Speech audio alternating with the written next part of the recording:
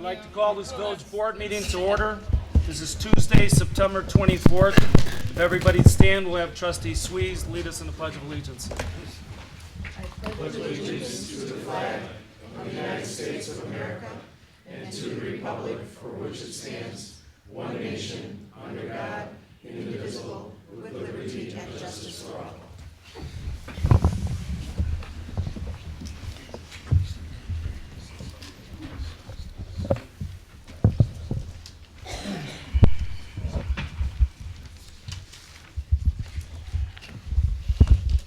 Madam Clerk, please call the roll. Trustee Costa? Present. Trustee DeVivo? Present. Trustee Kajanis? Present. Trustee Sabo? Present. Trustee Suisse? Present. Trustee Yukich? Present. Mayor Daley? Present. Are there any amendments to the agenda? Yes, Mr. Mayor? Trustee Costa? Yes, under legislation and action items, I make a motion to table items number 5, 6, and 7. Second. 6, 7. Okay, there's a motion on the floor to table items 5, 6, and 7. Under a table, there is no discussion. Madam Clerk, please call the roll. Trustee Costa? Aye. Trustee DeVivo? No. Trustee Kajanis? No. Trustee Sabo? Aye. Trustee Suisse? Aye. Trustee Yukich? Aye. Motion carries to table legislative items number 5, 6, and 7. Okay. Let's see here then. Are there any further amendments to the agenda? Okay. Then we move on to approval of the minutes. This is E. Is there a motion to approve the minutes of August 27, 2013 meeting? Aye, so move. First by Trustee Swees, Second. second by Trustee DeVivo. Is there any discussion? All in favor say aye. Aye. All opposed say nay. Motion carries. The next item on the agenda is recognition of an Eagle Scout, Brendan. Give me a hand with this. How do you pronounce your last name? Hollow. Brendan, I understand you have a presentation about your Eagle Scout project. Please step up to the podium and begin when you're ready.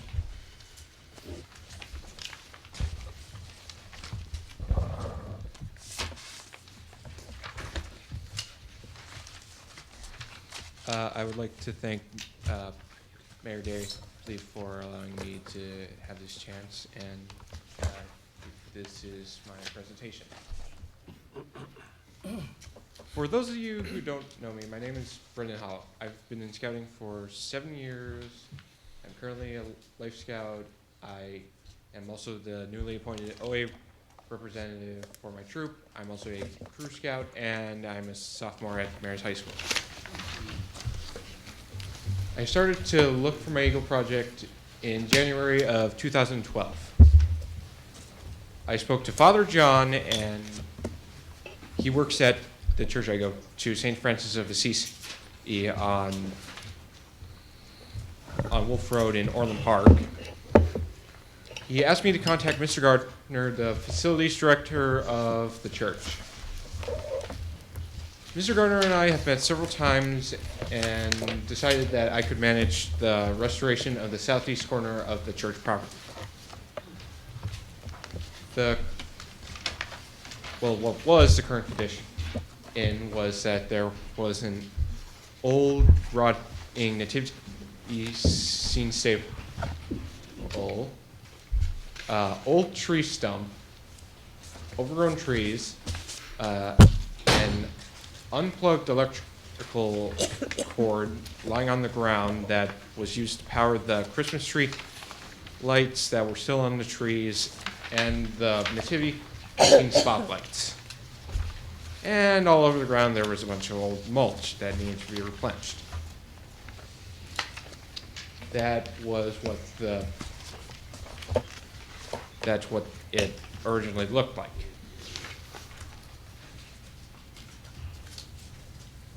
And that's pointing out where the stump was, the overgrown tree branches going through the nativity scene, and the cord on the bottom left part of the left picture. When I had my first meeting with Mr. Gardner, we discussed the following, that a new nativity scene stable needs to be constructed, and the stable's materials should be made out of maintenance-free material, and the stable should stay a movable structure. The existing trees could stay, but they needed to be trimmed. The tree stump needed to be removed and shrubbery needed to be added, and then the mulch needed to be replenished. After meeting with Mr. Gardner, I took pictures and measured the current stable, and I made drawings of the structure with its measurements.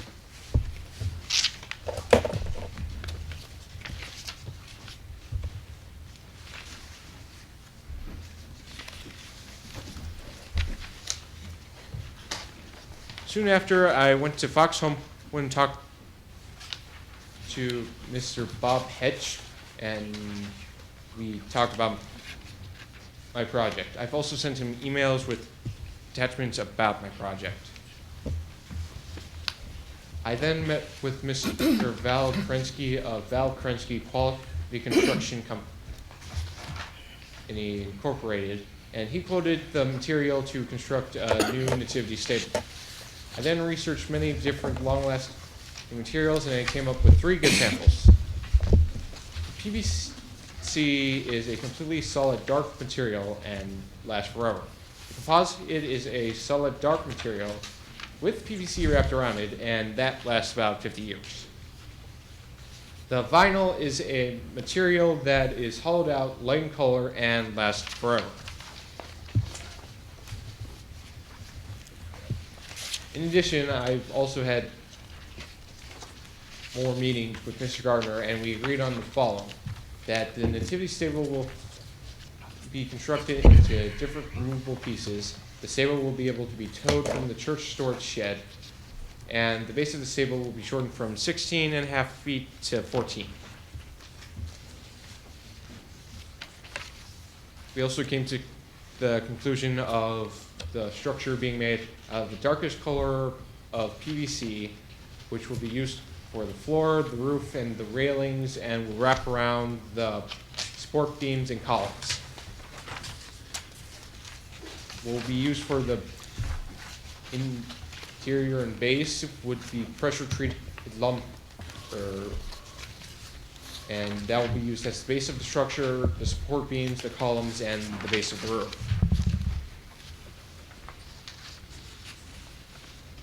On day 1, I will manage my volunteers to disassemble the old nativity scene, load the stable sections onto a truck, and the new stable will be built off-site by Mr. Val's construction company.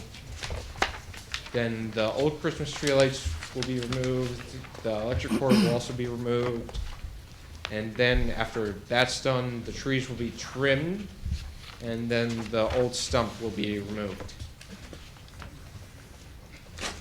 The materials needed to disassemble the nativity scene were safety goggles, work gloves, tools for the metal bolts, and a truck to haul away the sections of the nativity scene. The materials needed to trim the trees were a tree trimmer, a ladder, rakes, and heavy-duty garbage bags for the old mulch and the tree limbs.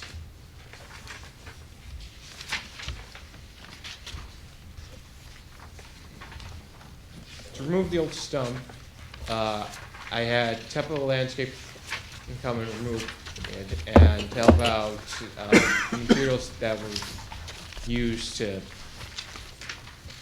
show where the warning area was were 4 wooden posts and yellow caution tape. And rakes and shovels were used to help clean up the area after it was removed.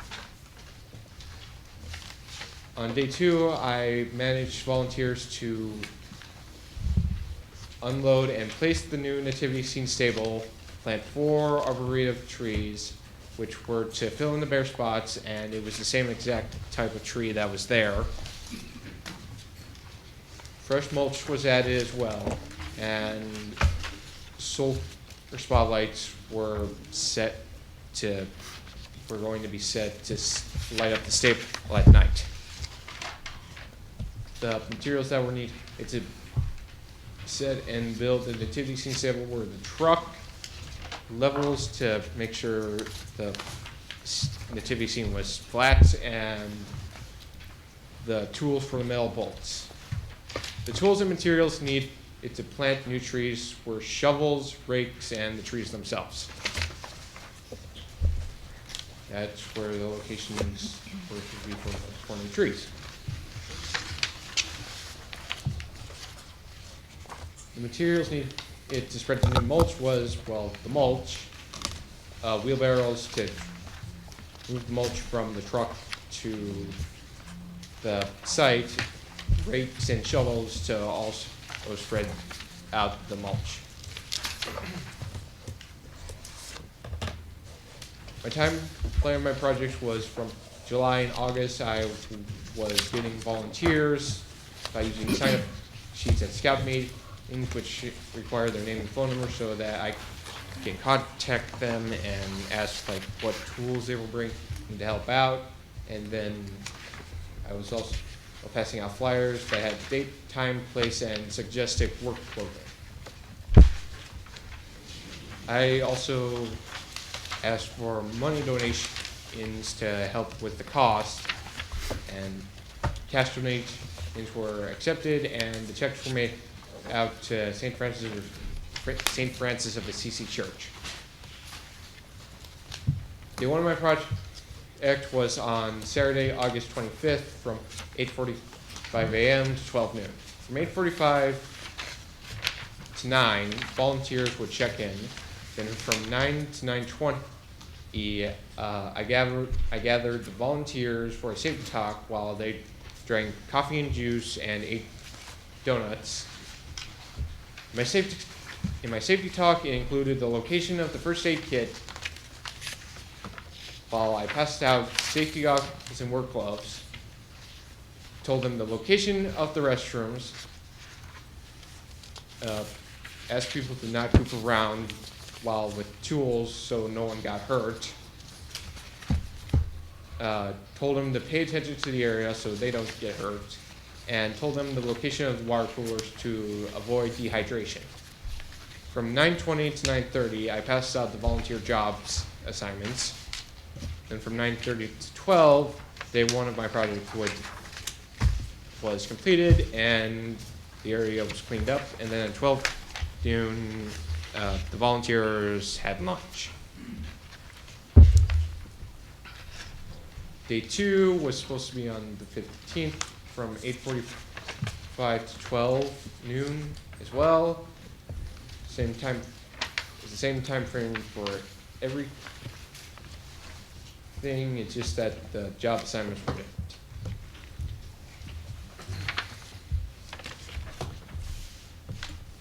This is the chart that tallies up all of the total cost, and all together, the entire cost was $4,114.24.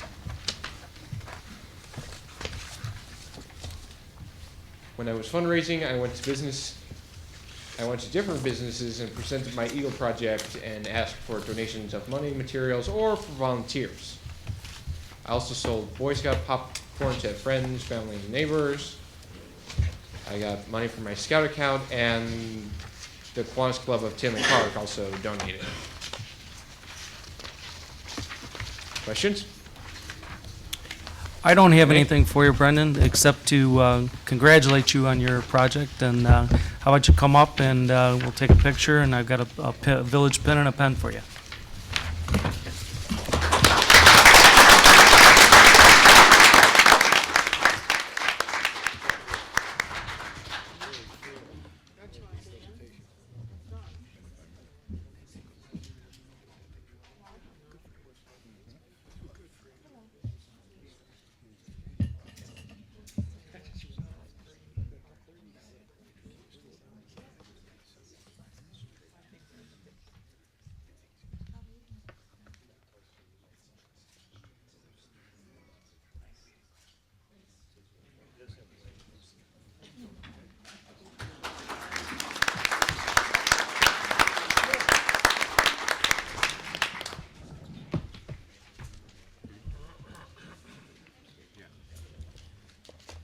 Okay, this would be G.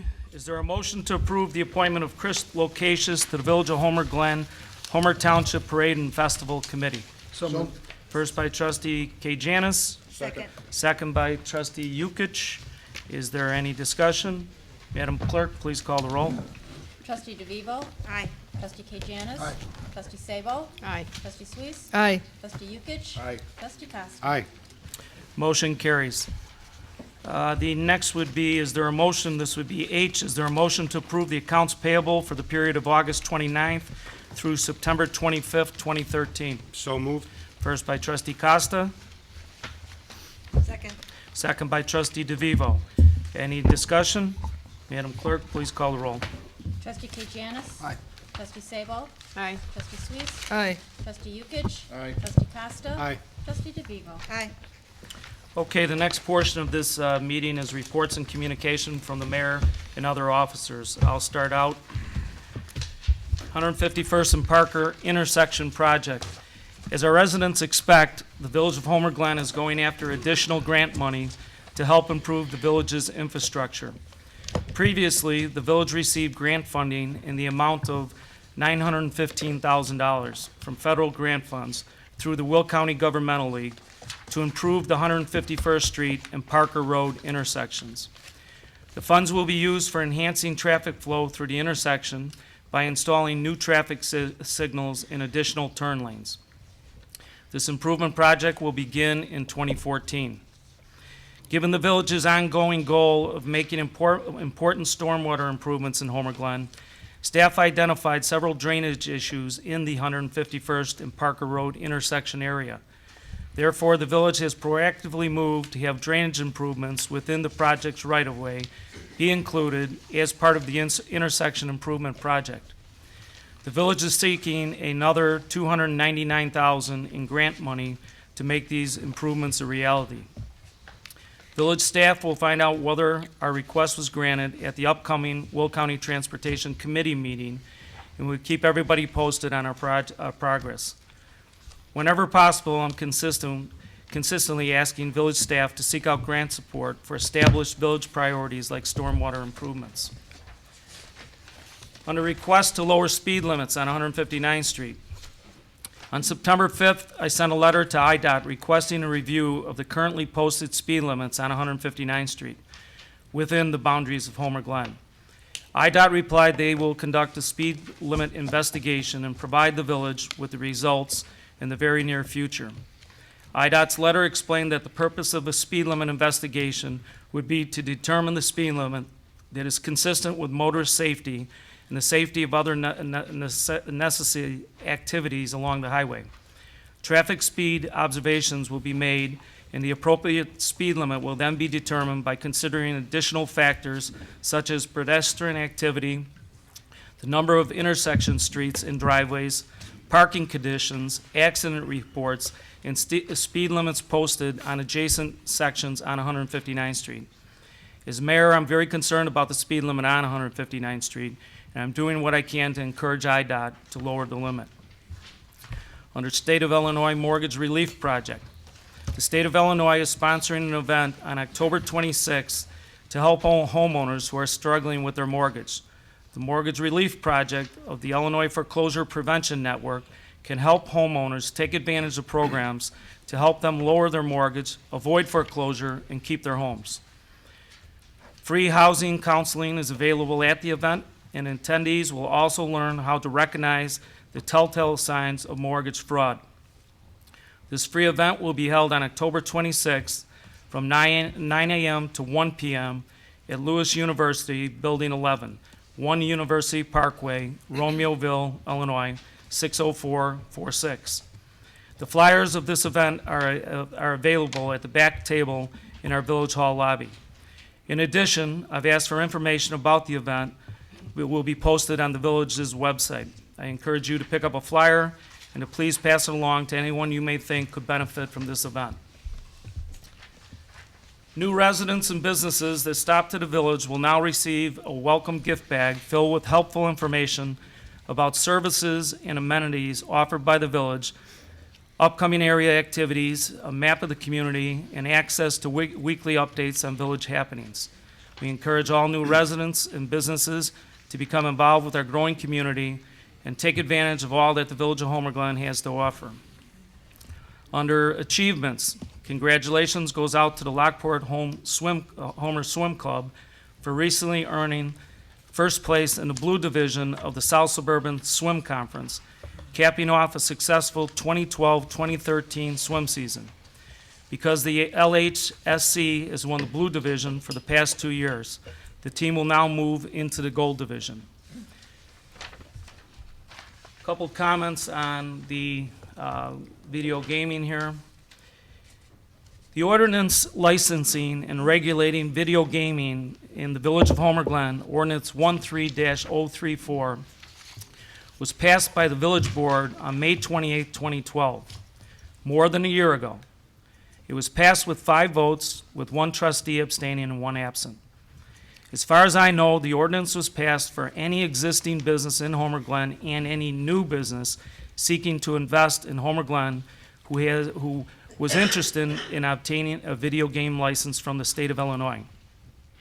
The Homer Glen ordinance was not passed for a select few existing businesses or for friends of people who know someone. The ordinance was passed to serve the needs and requirements of anyone, both existing and new businesses, who wanted and qualified for a license from the state of Illinois to install video gaming. Now, if the will of the village board has changed, and you no longer want new and existing businesses, as well as the public, to have access to video gaming in the Village of Homer Glen, then I would be happy to entertain a motion at the proper time to direct the village staff to place an ordinance on the next village board agenda that repeals previous approved ordinance 13-034 and outlaws video gaming in Homer Glen. Is there anybody that really wishes to see that happen? Again, I would be happy to entertain a motion to direct the village staff to place an ordinance on the next village board agenda that repeals previously approved ordinance 13-034 and outlaws video gaming in the Village of Homer Glen. As I've asked before, I guess there are no trustees that want to see this outlawed. Well, if you don't want to repeal video gambling, then I'm very interested in knowing, as I'm sure the public is, why we're standing in the way of a potential new business opening in Homer Glen, a business that is very happy to abide by ordinance 13-034 and all other village ordinances and laws. I instruct the village manager to put L567 on the very next agenda for a vote. And that concludes the mayor's report. We'll start with the trustees' reports with Trustee Costa. Thank you, Mr. Mayor. First, congratulations to Brendan Hollow again. That was a very extensive and thorough PowerPoint presentation and a great project for you, so congratulations. Also, next Tuesday, our Public Safety and Service Committee will be meeting, next Wednesday, to discuss a draft ordinance on the leaf burning. I have seen it now. I think the committee has got it to look over it and come up with additional recommendations for the next committee meeting to possibly have a recommendation for the board on leaf burning. Lastly, in the past few weeks, there have been a lot of articles in the newspaper about some issues that have come up in front of this board. I've got a number of phone calls and had many comments and conversations with residents. It has certainly sparked the interest of many residents. I encourage any resident that has any answers about what they read in the paper or anything that's happening in the community to visit the village website. All of the trustees' email addresses are there. Contact your trustees and ask the questions and get the answers for you. So that is my report, Mr. Mayor. Thank you, Trustee Costa. Trustee Yukich? Thank you, Mayor Daley. I have a statement I'd like to read. Over the last 3 weeks in the Homer Horizon, I've read about a business in Homer Glen owned by the Kane brothers. They are a landscape and specialty pond business in the village. They came to us for an extension on installing a fire alarm system and a fire suppression system that was part of their special use permit. Their business has been hurt by the recession along with most companies, and they needed more time to get the money together to install what was asked of them from the village. This village board agreed to give them 1 more year to get the money together to finish the installation. The vote was unanimous to give them the extension. The mayor and the fire district said they wanted it done now. The problem was there was no money to do both of them right now. The Kane brothers are in the process of installing the fire alarm system now, which would alert the fire department if there was a fire. Mayor Daley said that the systems weren't installed, so the business should be shut down by the original deadline. The problem I have with these articles is misinformation that was given by the mayor. This board all voted to give them 1-year extension to complete the work. We did not exempt them altogether. Then 2 weeks later, Trustee Kajanius tried to reverse a vote because of reasons I will now go over. Trustee Kajanius said that this is a life safety issue that is in place by the government, which it is not. It's not a federal statute, it's not a state statute, it's not a Will County statute. This is a Homer Glen ordinance. And if this is such a life safety matter, then why did the city of Chicago drop its plan to have all the buildings retrofitted to have suppression system? If this was such an essential safety issue, why was it recommended to approve to allow the business to open initially without the system? If this is such an essential issue, I asked the mayor and Trustee Kajanius if they are suggesting that all commercial buildings be retrofitted now. The mayor said that this was a gift from the entire board to our friends. If so, Mayor, then the entire village must be our friends. I voted for the extension because it was the right thing to do. We keep saying that we are business friendly. I find it hard to say that when you are asking us to shut down a business for not doing something the Planning Commission from Homer Glen thought they should be exempt from in the first place. After the extension was approved, I feel the mayor, trustee, and the Trustee Kajanius went to the site looking for problems. Their list of concerns are really not issues if you look at the facts. I have to agree with Trustee Costa. He had to dig pretty deep trying to make this part of the issue. We keep telling everyone that we are business friendly. Well, right now, the way I see it, I wouldn't want to come to this village to try to open up anything either.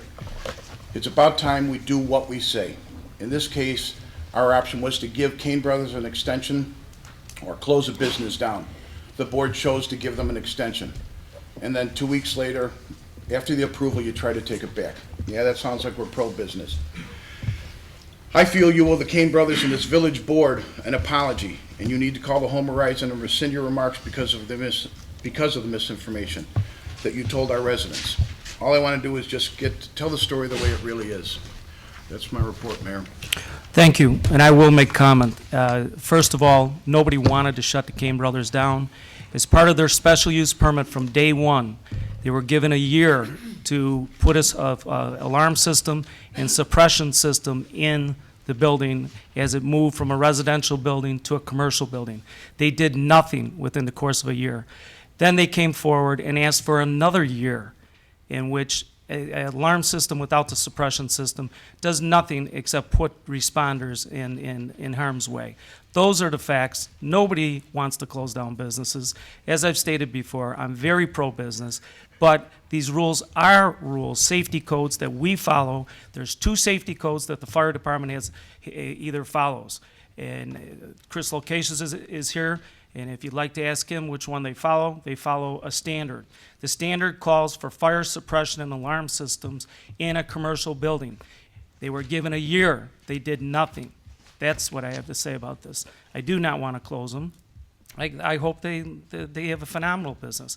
But the fact is it's a commercial business that was given a year and they did nothing. Okay, that's all I have to say about that. Then Trustee Sabo? I have a comment coming back. Go right If ahead. that's the case, then you are saying that you want the rest of the buildings all retrofitted, because you're singling out one company right now. No, that was part of their special use permit. They came in, they asked to change it from a residential building to a commercial building. Their special use permit was given to them, specifically granted to them, conditioned upon them putting a suppression system in with an alarm system. That is exactly what was passed by this village board, and they did nothing in the course of a year and came back here and asked you for another year, George. That's exactly what happened. Well, they did come back, and they did do things around the building. They had fixed a lot of things to bring the building up to compliance. But the issue here is your own planning commission. These are all people that you picked on as planning commission. They said that it was not necessary. All 6 of them said it, but we still forced it down their throat. Then when the economy gets bad and someone doesn't have any money to do it, you want to push it to where. No, George, I don't play fireman, okay? We have a fire department.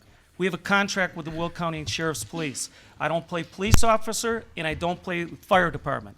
What ended up happening in this situation is they did not get a recommendation from the fire department, and I would not go against my fire department, and they did not get a recommendation from the building department, and I don't go against my building department, and that's that.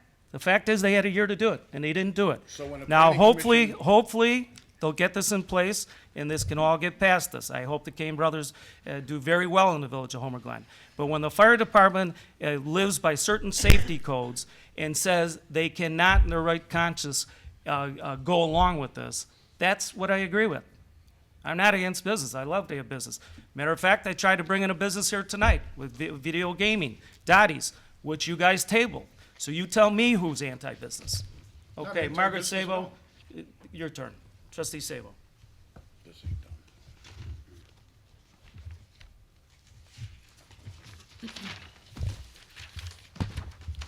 Okay, reporting on behalf of the Environment Committee, and the first item is the tree inventory, and also it involves emerald ash borer. The Homer Glen tree inventory is progressing with assessments being taken by Natural Path Urban Forestry Consultants. They're working on the public right-of-ways throughout the village, not on private property. The inventory will be used to update the village's emerald ash borer management plan and provide an assessment report of all trees in the public right-of-ways and also on Homer Glen property. Volunteers gathered on Saturday, September 21st at the Village Hall for a training session to learn how to identify tree species, record specific information about each tree and its location using GPS.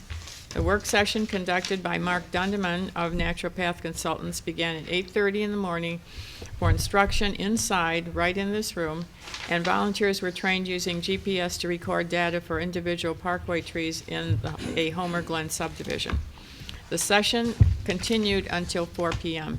Anyone wishing to volunteer to be trained and to help with this survey is welcome. They should contact the village office. Homer Glen Outdoor Lighting Ordinance. The Environment Committee's Lighting Subcommittee will be scheduling a meeting on September 30th or October 1st. And the next meeting for the Environment Committee, regular meeting, will be October 14th.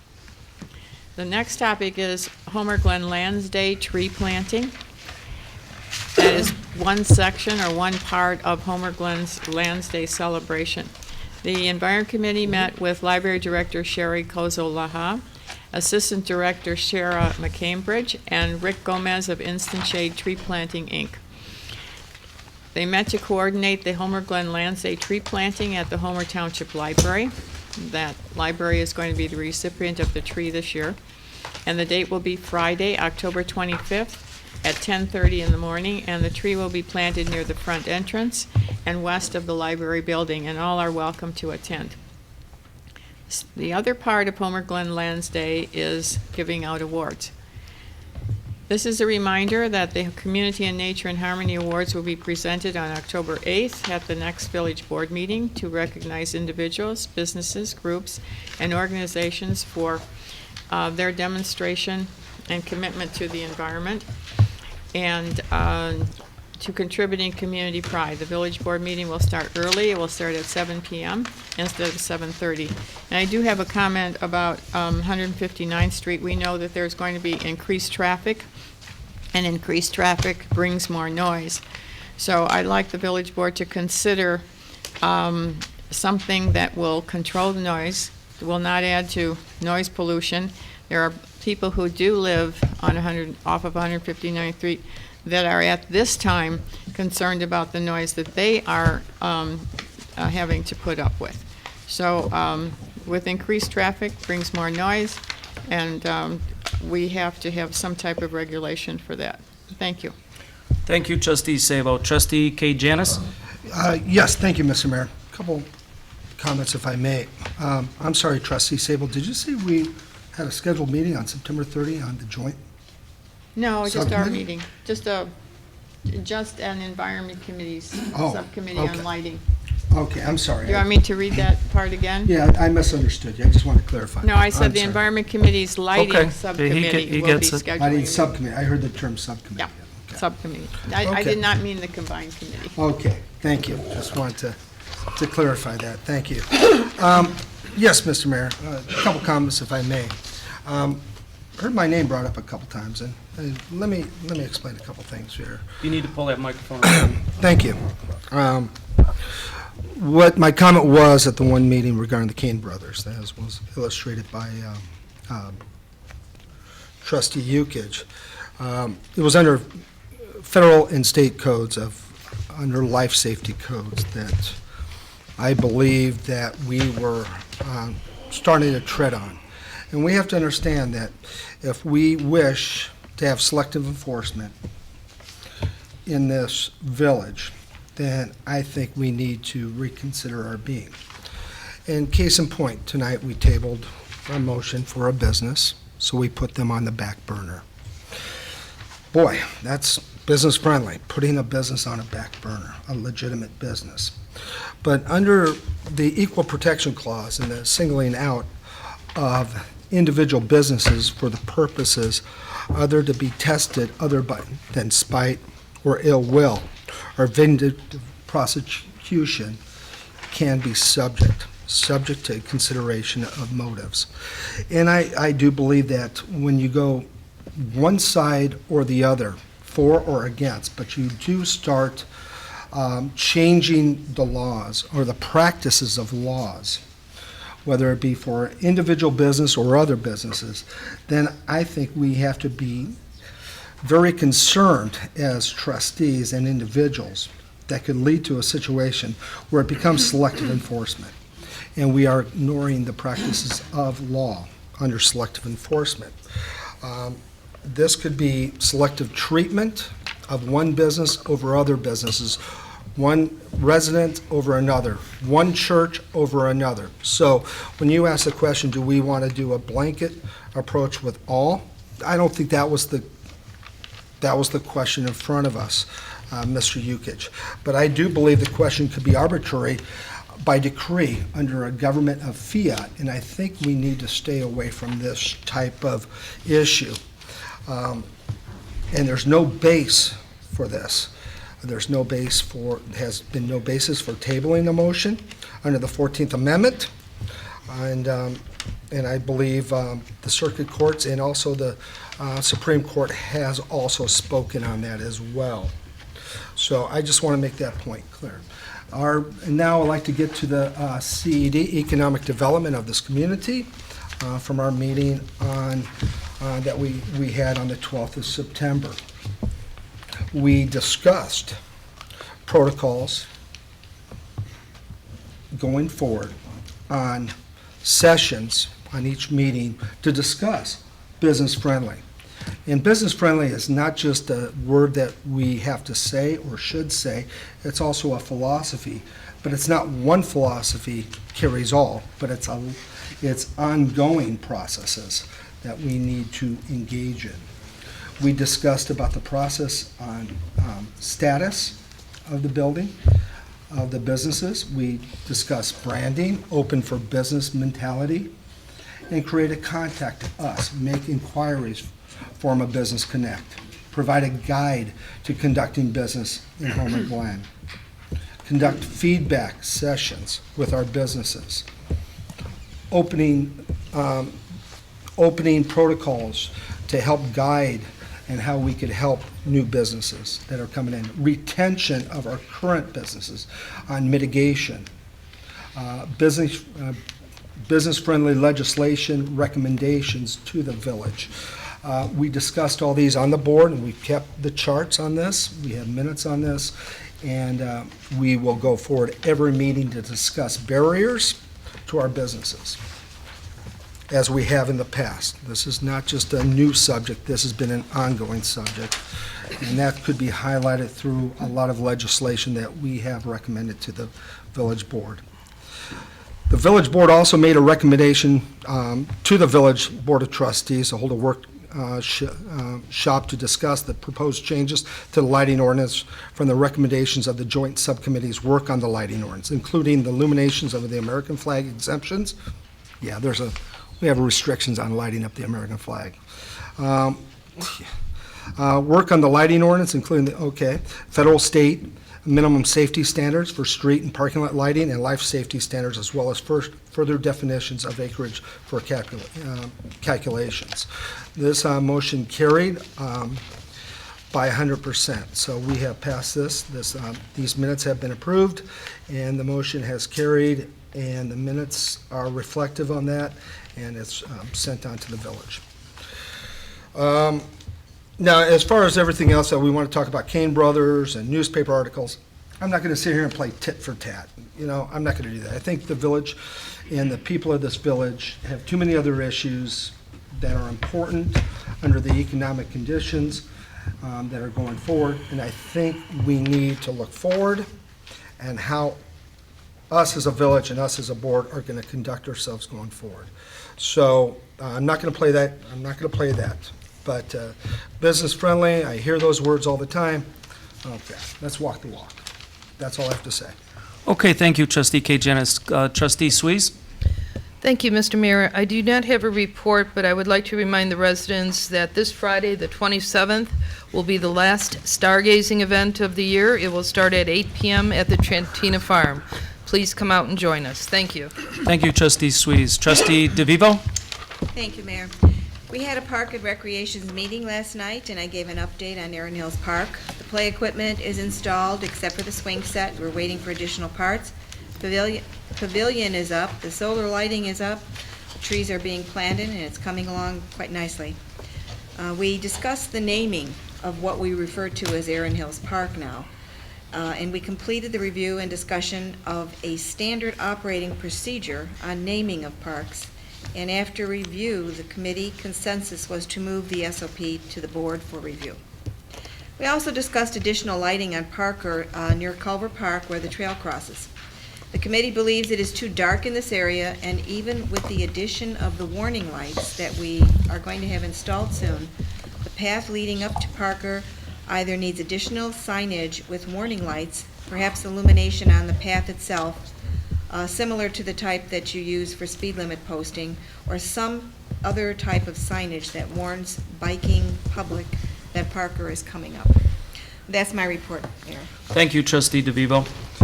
Does the treasurer have a report? Yes, Mayor, I have the treasurer's report of cash and investments at August 31st, 2013. It's the fourth month of fiscal 2014. It shows the general fund with cash and investment balance of $6,034,439.75. The motor fuel tax fund with a cash and investment balance of $1,737,161.12. The park fund with a balance of $1,106,823.45. The debt service fund has a cash and investment balance of $52,491.08. And the final fund, the capital project fund, has a cash and investment balance at August 31st of $25,644,522.91. And that concludes my report. Thank you, John. Does anybody have any questions for the treasurer? Okay, does the clerk have a report? No report, Mr. Mayor. Does the village attorney have a report? I do not have a report this evening. Okay, are there any task force chairpersons that have a report? Joe, you got anything? Fish? You do have something, Joe? Step right up. Mayor, Joe Baber, Chief Building Official. Just a couple things. Last Saturday, I attended the Founders 5K event. I think everything went really well. It was a well-run, well-organized event. I'd just like to thank the Homer Glen EMA, Lockport ROTC, the Police Auxiliary, Homer Township Highway Department, and the City of Lockport for their help and cooperation. I think everything went well, and hopefully we can do it again next year. Also, last week, Mike Selmovich and I met with representatives from Nicor Gas. They provide us with information regarding a blowdown and purge maintenance event, which will be occurring Tuesday, October 1st, sometime between the hours of 7 and 8 p.m. at the 151st Street 356 station, which is located just west of TLC. Nicor Gas gave us this notification because the blowdown event will involved the release of gas and a loud noise during that event, and that typically there's a number of instances where they'll get calls regarding this type of event. It's a routine procedure, and they will be contacting nearby property owners, informing them of the maintenance event which is going to occur. The fire department and Will County Sheriff Department also have been contacted and will be notified by NICOR, and we're going to be putting in some information up on the village's website. They ask that nobody really come out to observe it, but it's something that's going to occur at that location. Also, late this afternoon, we were contacted by Ace Pyrotechnics inquiring about a fireworks permit at the Kono Farm for this Saturday, the 28th, and October 13th. This is the first we've heard of any plans for fireworks at the Kono Farm, even after inspections were conducted last week by the fire department and the building department. Also, I talked to Walt Kono this last Saturday, and he never mentioned anything about the firework event. This afternoon, we got the necessary documents, including the site plan, insurance, list of the licensed shooters from the pyrotechnic company, and we have yet to review those documents, nor has the Homer Township Fire Protection District had an opportunity to review those documents. Our special event ordinance does require a permit for fireworks, and no mention was made on the initial Kono Corn Maze special event permit. After talking with the Homer Fire Protection District, the approval of this event is still pending. The review of the submittal documents, and given the short notification period of the event, we'll do the best we can to work on and do what we can for them out there. Additionally, no special event application for the event has been submitted, and I do have a call into Mr. Kono to contact us. Thank you, Joe. Hopefully we can process that permit as quick as possible. Mr. Kono's doing a fantastic job out there at the corn maze, and I was there at the 5K run. I participated in it. I'd like to thank Michelle Coakley and Ed Keffron for their participation in running the event. They had perfect weather, and it was a lot of fun, and there were quite a few people that participated in it, so good job, guys. Okay, let's see what's next on the agenda here. Are there any public safety officials that would like to report? How about the village manager? Yes, Mayor, thank you. And Board, I have just a couple quick things. First, Director Salamovich is going to get the Mayor and Village Board a little update on the very important 143rd Street and Lamont Road intersection project. They had a kickoff meeting for that just this past week. So, Mike, if you could give them a little update on that. Yesterday, I attended a pre-construction meeting held at IDOT for the 143rd Street and Lamont Road intersection project. As you know, that project was recently let. PT Faro is going to be the contractor for the project. Right now, as it stands, the actual construction will not take place until probably April of 2014, but the utilities will start doing their relocates. One of the issues of note is there will be a road closure or partial road closure of Lamont Road, and that'll take place for approximately 30 days. The road will only be open to northbound traffic during that time, so there will be a detour plan put together. We will be meeting with the contractor definitely prior to that and let the board know well in advance when that is going to take place. That's not anticipated to happen until sometime next year after the construction starts. So, other than that, that's it. Very good. And whenever we have these road projects or these intersection projects, just like she's done for the 143rd Street project that's currently going on, Director Patch will go out and meet with the gas station, the businesses that are in that area, and go through the project so that they know what to expect just in case the contractors have not communicated that to them. So I want to let you know that. Also, want to report to the board. You know, a while back, you've made actually a number of, I think, very important changes to village code regarding business signage to try to make it easier for businesses to add to their signage and improve their business in town. Recently, you made a decision to allow businesses to have more than just the signage on like the front of their business. And ATI Physical Therapy is the first business that's come in after you made that change, and they submitted an application for business in the back, what we would all consider the back of their store. It'll be facing Home Depot and Meijer, and that has been signed off on, I believe. That permit's been signed off on, so you should see a sign going up behind that business very soon. That's a direct relation to a change that you made recently to try to accommodate businesses' needs for signage. So I wanted to let you know since that just happened this past week. Thank you, Mayor and Board. That's all I have. Thanks, Cam. Just another nice thing for the businesses to get approved. Okay, that concludes the reports and communications from the mayor and other officers. The next portion of this meeting is public comment. And we got a full house here tonight. Try to keep it to 3 minutes. We've got probably 15 speakers. The first speaker would be Tom Wallace. If you could take the podium and give us your name and address for the record. My name's Tom Wallace, and the address is 14041 South Bell Road, Homer Glen. Hopefully not long. So I'd like to really just, I wanted to just to address the Planning Commission for their time, thank them for their comments last week and for their unanimous approval for recommending the approval for a liquor license for Dottie's. Thank you guys so much for your time and efforts for that. We appreciate having this 6-0 vote on that.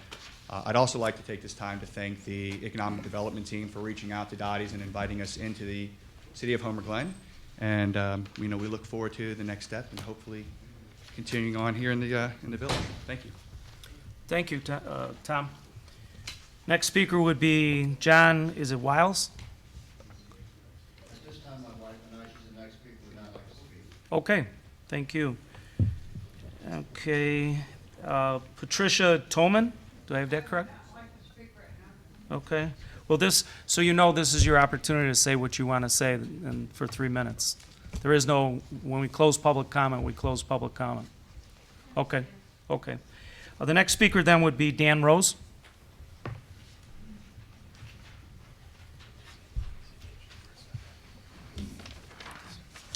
Thank you, Mayor and trustees, for the opportunity to talk here today. My name is Dan Rose. I'm a property owner at 14041 South Bell Road. I want to remind everybody that the use that is in for our center is a lawfully approved use by this board. I believe it was a unanimous decision as well to approve that use in the city.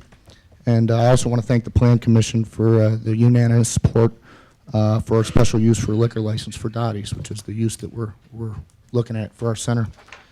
I guess one of the things I want to say is, as a property owner, and as an, I look around, I see the American flag up there, and one of the things that we're granted here in America is equal protection under the law and property rights, and we're supposed to be. This country is supposed to be a rule of law, not a rule of men. If this were 51%, if this were, a democracy, 51% can enslave 49% of the people, and that's not what we have, and that's not, that's not why I salute the flag and say the Pledge of Allegiance. So, I just want to say we would request if this be a lawful use, as I understand it, that everybody consider that. And this should be a kind of a no-brainer. I look at tabling, what is a request for a use that's already been permitted as a concern as an American citizen, as well as a property owner in the village of Homer Glen.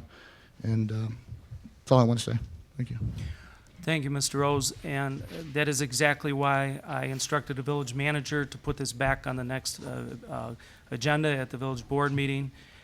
These gentlemen from Location Finders have invested in a building that I would categorize as a builder somewhere around $5 million. They have vacant spaces.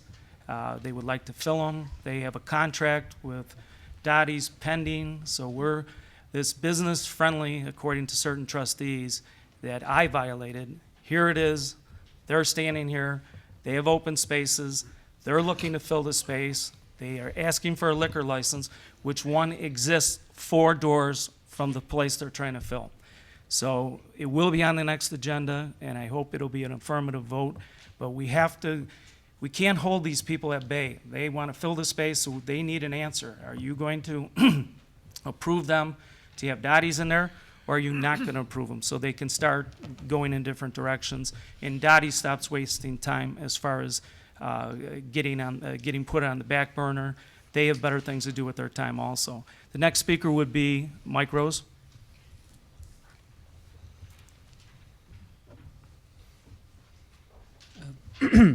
My name is Mike Rose. Thank you, Board of Trustees and Mayor Daley. I was born in Homer Glen. I said that in the Plan Commission. We appreciate the Plan Commission's vote, unanimous vote. I looked at the May 28th. Somebody said, oh, you should Google the May 28th, 2013 meeting.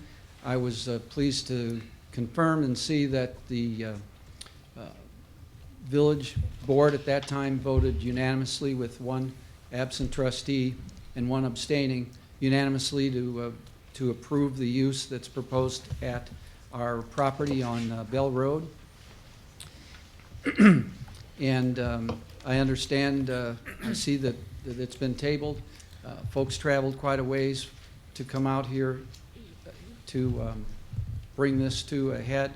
We'll hopefully be able to do that soon. If there's any questions, please feel free to ask me and anybody in our team, and certainly the folks at Dottie's. We've checked them out previous to entering into a lease. They have over 150 units, and they publicly state there's never been a liquor incident to the negative in all those times. No arrests, which is an incredible record. I happen to have held 3 liquor licenses, the first of which was 1976, and the second was 1977, and another one last decade. And we've been very fortunate, but I can't imagine that we would have that good of a record if we had 150 units, so plus. So I want to, I think it bodes very well for them. I want to keep it within my 3-minute limit. Thank you very much, and hopefully when we do have an opportunity to vote, you'll consider to vote yes for this use. Thank you very much. Thank you, Mr. Rose. The next speaker would be Sue Toster, I think it is. Excuse me? Foster. Okay, sorry about that. It's okay. Name and address for the record. My name is Sue Foster, and I reside at 13226 Farmview Street in Homer Glen. That's the address where I pay my taxes. That's the address where I leave the house in the morning to go vote. And I have to say that I am extremely disappointed in our village board today. I am dismayed at the number of businesses that are going out of business in Homer Glen. I think it's the board's responsibility, first and foremost, to protect the city and its very lifeblood, the retail that is doing business in this community. We need more business in this community, and the action that I saw here tonight is reminiscent to me of the action that is being taken in Washington, where the Congress is trying to hold up the United States of America to get what they want. There's no good reason why Dottie's is not going to be given a permit to do business in the city of Homer Glen. You'll excuse me for losing my voice. I fully expect that on October 8th, this issue will be addressed in full, and that as a resident of Homer Glen, I will be able to go to Dottie's, enjoy whatever legal drinks, food, gambling that I wish to participate in. There's no reason that I won't be able to. And I thank you for serving the citizens of Homer Glen. Thank you. Thank you, Sue. Okay, the next speaker would be Gary Latta.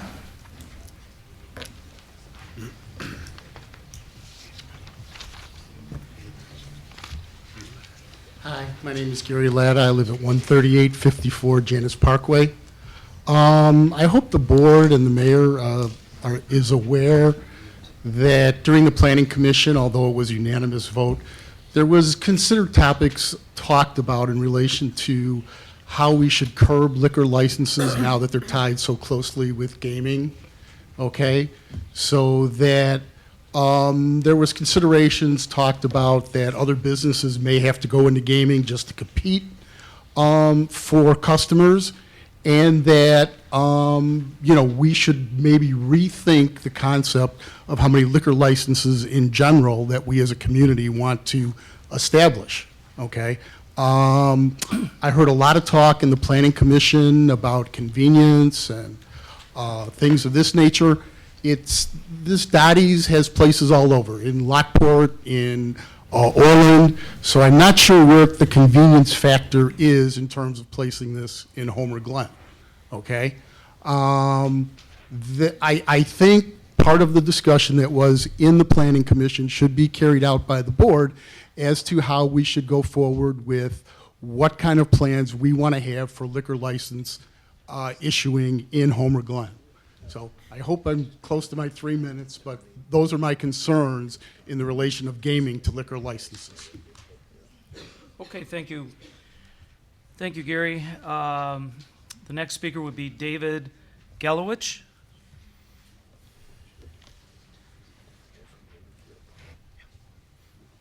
Thank you, Mayor Daley and members of the board. David Galowich, Madison Realty Group, 200 West Madison, Chicago. I am a consultant on behalf of Homer Glen Amber SB1 LLC, the group that was the lender on Amberfield subdivision. You have before you for consideration under action item 1 today an agreement on park open space for Amberfield subdivision. This was before you for discussion at your last meeting.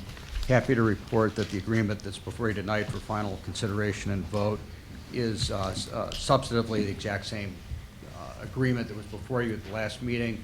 Village attorneys added some provisions to make sure that it's recordable and has all the boilerplate stuff, but none of the terms of the transaction have changed. And I want to thank you for your consideration of this as we move our way towards trying to get Amberfield subdivision completed and built out. Be another notch in other than the capital of the village if we can get it finished. Thank you. Thank you. The subdivision's starting to look really nice, too. Okay, the next speaker would be Joe and Kathy Novak. Joe and Kathy Novak. Okay. Then the next speaker would be Alan Erickson. Thank you, Mr. Mayor. Alan Erickson, 2025 North Damon. I handled leasing at this shopping center, and it's been fairly difficult through the years in getting the center leased. Dottie's is a very good, reputable tenant, and we'd be happy to get them as part of our center. Thank you. Thank you, Mr. Mayor.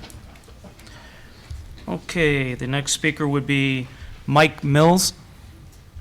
Hey, Mike Mills.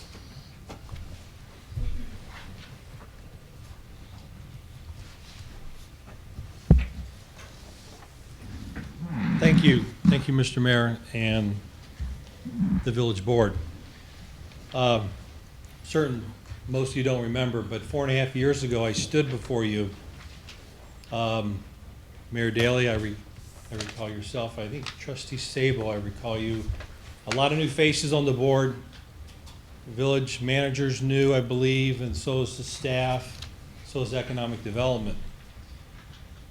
The primary reason 4.5 years ago I was here is that the owner of the property foresaw some tough times coming. I believe the date, well, I know the date, was April 28, 2009, I stood here.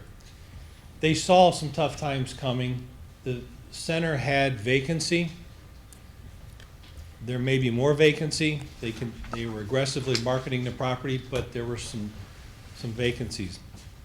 At that point in time, the village had forced annexed the property into the village. When I made a recommendation to the company to purchase the property, to build a building, to bring tenants, bring businesses to the community, it was in the county, C3 zoning in the county.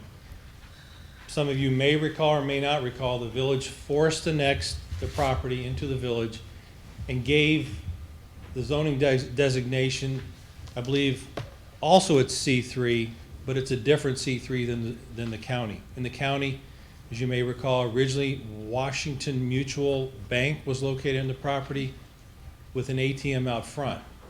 All permitted uses within the county. Not so much within the village. At that time, we were not fighting the forced annexation. We were simply getting before the village and saying, there are tough times ahead.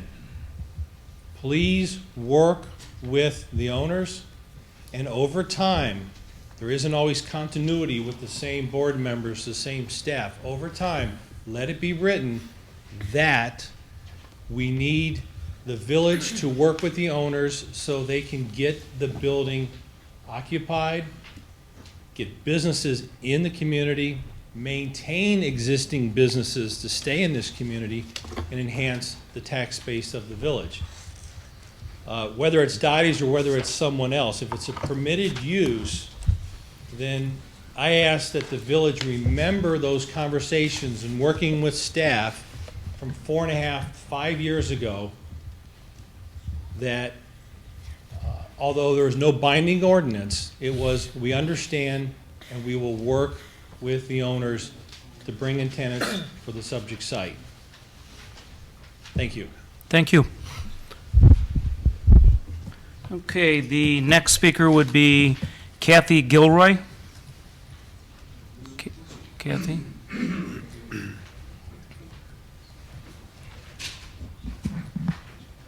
Good evening.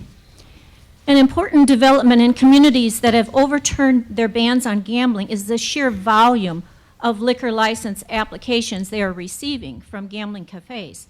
To quote How Slots Work, December 1932, Modern Mechanics Magazine, quote, "The sole purpose of these joints is to let mechanical pickpockets extract handsome profits from locals, if robbery and profits can ethically be mentioned in the same breath. The human jackal owners don't care if they sell any food or alcohol. No slots equal closed doors," unquote. Illinois gambling cafes include Betty's Bistro, Dottie's Cafes, Elsie's, Lucy's Place, Maxine's, Stella's, etc., obviously catering to female gamblers. Dottie's Cafe alone plans to open 150 gambling joints in just Illinois. They come to towns that are trying to help existing local businesses survive. They take advantage of the ability to get a liquor license and then go into competition with those businesses. They can reduce food and liquor prices because over 80% of their income comes solely from 5 slot machines. Even local non-liquor pouring business revenues are impacted. In the last few months, many towns have expressed reservations about the influx of slot parlors. They include, but are not limited to, Bartlett, Oak Lawn, Rockford, and Wheeling. Even the state of Nevada is trying to restrict the number of Dottie's. In Hoffman Estates, both Betty's Bistro and Stella's in the same strip mall remain closed to diners until they receive their gambling licenses. In Oregon, old restaurants have been carved up into smaller slot parlors. One Oregon strip mall consists of 12 mini casinos. After neighbor complaints, legislation to limit slots to no more than half of a strip mall's establishments failed. The result? An increase in blight and crime, including drug use, drunken driving, and fighting. Homer Glen mini casinos will not have the safeguards of other casinos, such as turnstile entry. You need to wrap it up here. Okay. ID checks, state police presence, and parking lot patrols. Homer Glen has given up control of slots to the state of Illinois. The Illinois legislature could raise the number of slots allowed from 5 to 10 or more. Many local businesses do not have room for more slots. Gambling cafes do. Were you eager to invite as many electronic pickpockets as possible to Homer Glen, Or did you allow them only in response to pleas from long-established businesses that only wanted to level the playing field with their competitors? This is not a lecture. This is 3 minutes. If you can finish it up, I'd appreciate it. Please don't approve new competition for them now. Thank you.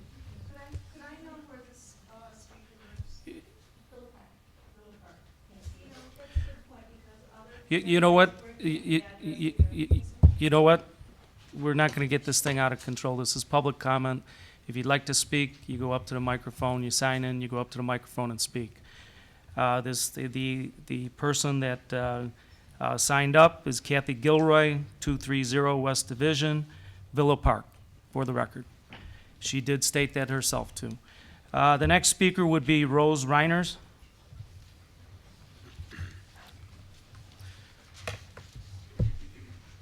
Rose, after that big guy, you may have to pull the microphone down a little bit. Yeah, I think so. Good evening, everybody. My name is Rose Reiners, 14065 South Bell Road, Homer Glen. I own Taza Italian Ristorante. And I have been a business owner in this town for approximately 10 years. And I have to tell you, I'm embarrassed. I'm actually embarrassed. I'm embarrassed at this village board. And because of the fact that everybody sat here and approved gambling in Homer Glen. And now we're giving these people such a hard time about getting the liquor license that they're entitled to after voting gambling in. I don't get it. We talk about we're business friendly, and I know better than most because I've been here. I've been before this village board. I've worked in government the majority of my life. I know how government works. And I'm actually embarrassed for us. I am, because you know what? It always seems like the right hand doesn't know what the left hand is doing. And it always seems about political aspirations. For once, I wish you guys would just think of the businesses and the revenue that this could generate for this village. At first, I was against it, but only against because I was more worried about the secure end of it, not the business end of it. If it's going to benefit this village, what's the holdup? Why are we dragging our feet on this? I don't get it. And the other thing is, we talk about the newspapers. The newspapers are going to make a mockery of this. They're going to laugh Orland Park, Lamont, all these villages around here. They look at us like we're some kind of a joke. We need to get our shit together, folks. Excuse my language. Sorry about that. We really do. We really need to do that, and we need to move forward. I want to see this village succeed. I haven't invested 10 years here for my health. I'd like to see it succeed, and I think this will be the way to do it. I'm not saying that we need to have gambling on every corner, but you know what? Really? A cafe with 5 machines? And they told us they haven't approved any more machines in any other town in all the years that they've been in business. So I'm looking forward to it. I think it'll be a great social thing. Some girls go out, want to have a couple cocktails, want to go play a couple machines. And and lastly, I'd like to say is that we've had all these bars in this town and all these surrounding towns, and for all these years, they've had illegal gambling machines in here. And here we have an opportunity to benefit from legal machines, and we're still dragging our feet. Thank you, Rose. We're going to get to the bottom of this, there's no doubt. I couldn't agree more that we need to make a decision and move it forward. Or if you don't want it, you rescind the ordinance that you passed. So, the next speaker would be Pat Clary. Okay, then the final speaker would be John Coy.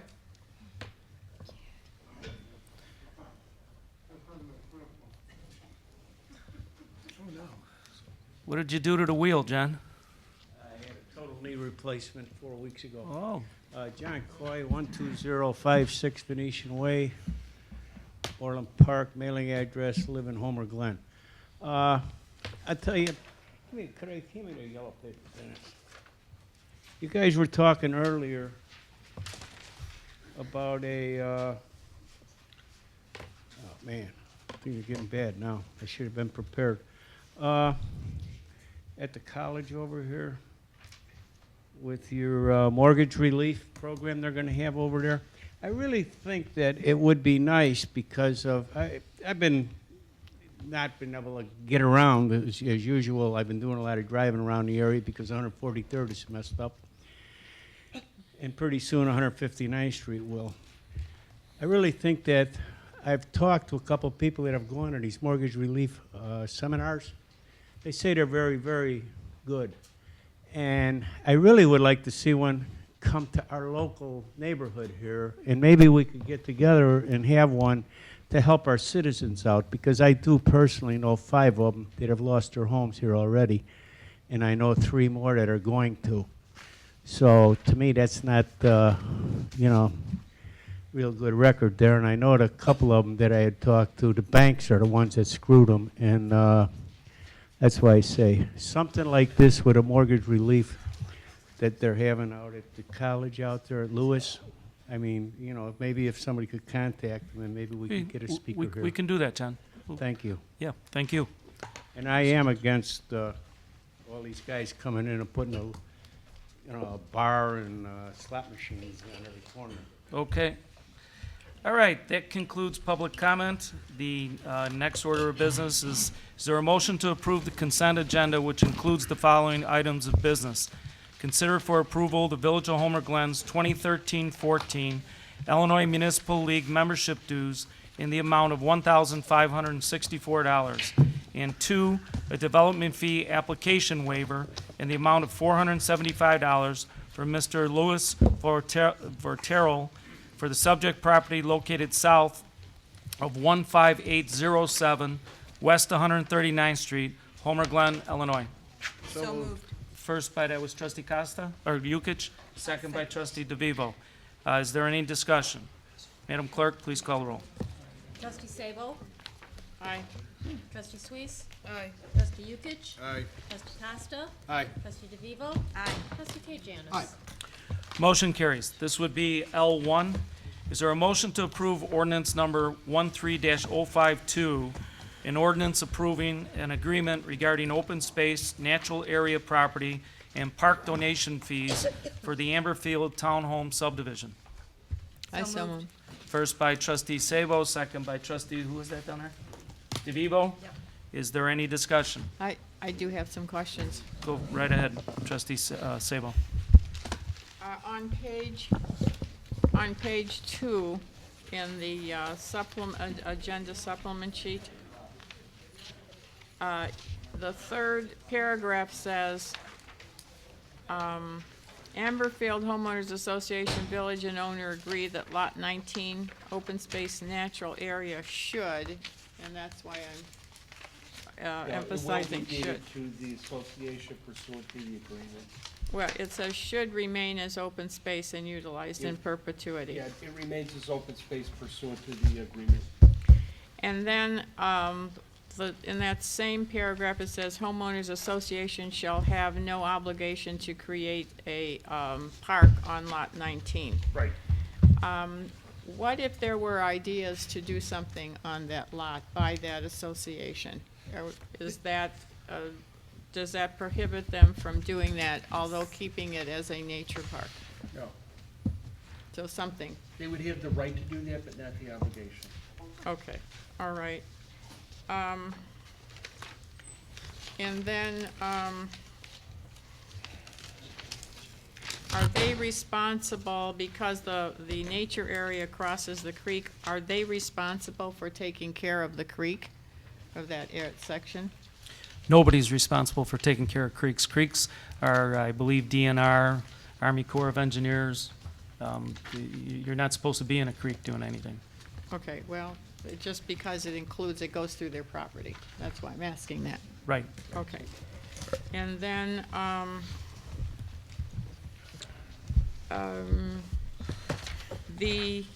there are some, there are some residents that don't quite understand that if they're being donated, if they're going to be conveyed this area, that there are no park fees to take care of this area. And that they've expressed an interest in some assistance. I don't, Who are they? some of the residents. Who are they? I don't think I need to name them.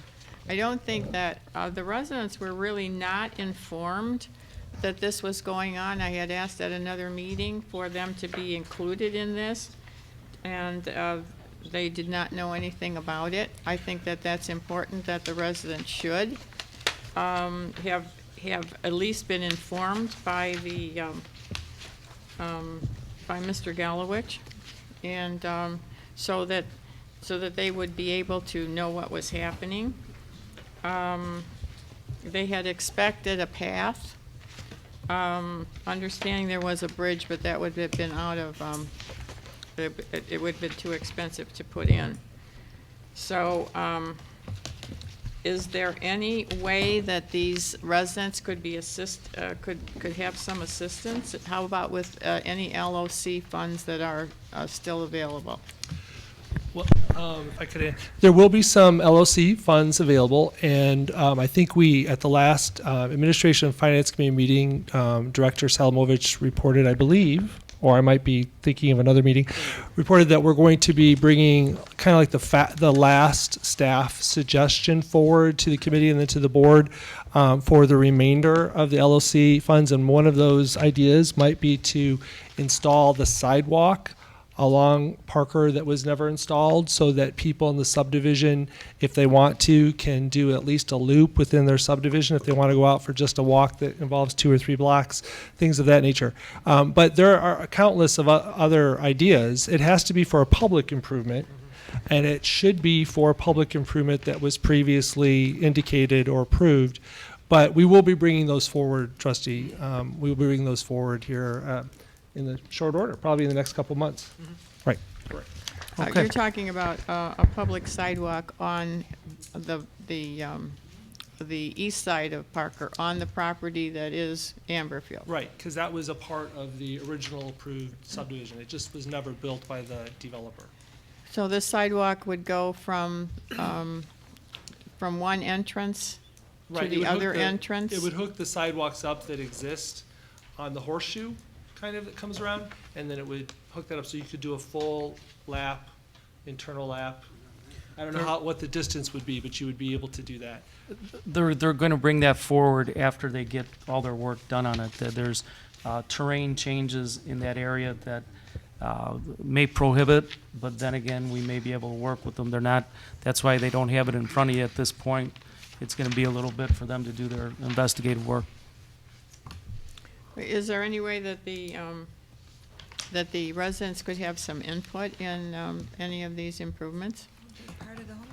The board can seek that input at any point. We'd be happy to. I mean, I think the improvements that you've done to date, the street, the lighting, the detention, these are all things that absolutely had to be done. And of course, the board agreed with that. That's why you approved them. Here, when we're done with these vital items, then at the end, depending on how much money you have, then it becomes a little bit more about, okay, what could we finish that would enhance the subdivision that is a public improvement? So we can't add something that was never envisioned, but you could, and you can include the subdivision in that decision if you want. We should know probably pretty quickly, within the next month, how much money we think will definitively be left from the LOC funds. My recommendation to you, Trustee Sabo, is whoever they are, that they contact the village with whatever suggestions they have so they can be incorporated into any monies that are left to improve the Amberfield subdivision. But the Amberfield subdivision a year ago looked like a bomb went off. Now it's taking shape and it looks terrific. So if you have people that would like to make suggestions to the village with the remaining funds, I say bring the suggestions forward, contact the village manager so he can relay that information to all the trustees. Well, okay, that would be a good idea. What about assistance with the property would be conveyed to them, the park area? I would say that would be a decision on the village board's level. Again, whatever money is remaining, or, if you want to, I mean, you set the policy for the village. If you want to donate park money for land that a homeowner association owns, I suppose you could do that. I mean, you set those policies and parameters going forward, so. Okay, are there any other questions? No, I'm just concerned that so much went on and the residents did not know about this. I think that, Amberfield has been a hot button for many, many years, between different owners, foreclosure, unfinished streets, the bioswale, somebody cutting it down. So Amberfield is very up on what's going on, believe me. well, the residents did not know. I don't see any of them here at the meeting talking. They don't have to be here.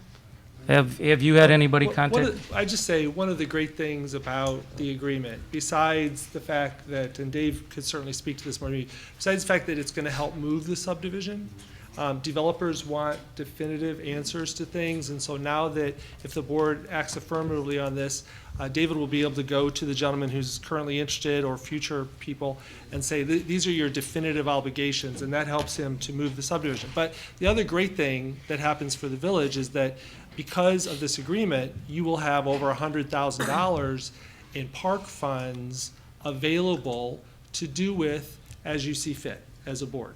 And that money would not have been available to you before, so that's a great result of this. Well, I'm glad that the subdivision is moving forward. I think that the residents who live there have made an investment too, and they are important and they should be considered. Okay. Tell they that they can contact the village manager or myself, and I'd be more than happy to take their suggestions in the future to the village board, or they can come and speak for themselves. I certainly will. Okay, thank you. Is there any further discussion? Madam Clerk, please call the roll. Trustee Suisse? Aye. Trustee Yukic? Aye. Trustee Costa? Aye. Trustee DeVivo? Aye. Trustee Kajanis? Aye. Trustee Sabo? Aye. Motion carries. This would be L2. Is there a motion to approve the amount of $67,902.94 to be paid to the Northern Will County Water Agency for the Village of Homer Glen's portion of the Northern Will County Water Agency's annual budget for FY 2014? It is understood that the villages of Bolingbrook, Lamont, Romeoville, and Woodridge would pay for the remaining $263,347.06. So moved. First by trustee DeVivo, I second. second by trustee Swees. Is there any discussion? Madam Clerk, please call the roll. Trustee Yukic? Aye. Trustee Costa? Aye. Trustee DeVivo? Aye. Trustee Kajanis? Aye. Trustee Sabo? Aye. Trustee Suisse? Aye. Motion carries. This would be L3. Is there a motion to approve ordinance number 13-053, an ordinance amending number 10-018, an ordinance establishing permit, licensing, and other fees, annual fee ordinance for the Village of Homer Glen? So moved. First by trustee, who wants it? Kajanis, second by trustee Yukic. Is there any discussion? Madam Clerk, please call the roll. Trustee Costa? Aye. Trustee DeVivo? Aye. Trustee Kajanis? Trustee Sabo? Aye. Trustee Suisse? Aye. Trustee Yukic? Aye. Motion carries. This would be L4. Is there a motion to allow the developer of Stonebridge Woods subdivision to divide the subdivision into two phases, multifamily and single-family, and pending approval by the village board to phase the subdivision, allow the developer to complete certain public improvements within the multi-phase family prior to achieving an 85% build-out level. It is understood that the public improvements to be completed shall include, but are also not limited to, the final roadway surface and stormwater management. It is understood that once the public improvements are completed and have successfully passed the final inspection by the village, they will be turned over and accepted by the Village of Homer Glen. So moved. First by trustee Costa, Second. second by trustee DeVivo. Is there any discussion? Mayor, I would just point out that the developer, Mr. Hahn, is in the back of the room. I didn't know if you saw him back there, in case anybody had any questions for him. I think it's a great idea. It starts getting that subdivision completed. We know the financial burden it puts on the developer to have to come in and do the whole thing all at once, but this is really starting to move in the right direction. I thank you, Tom, for working with us. Is there any further discussion? Madam Clerk, please call the roll. Trustee DeVivo? Aye. Trustee Kajanis?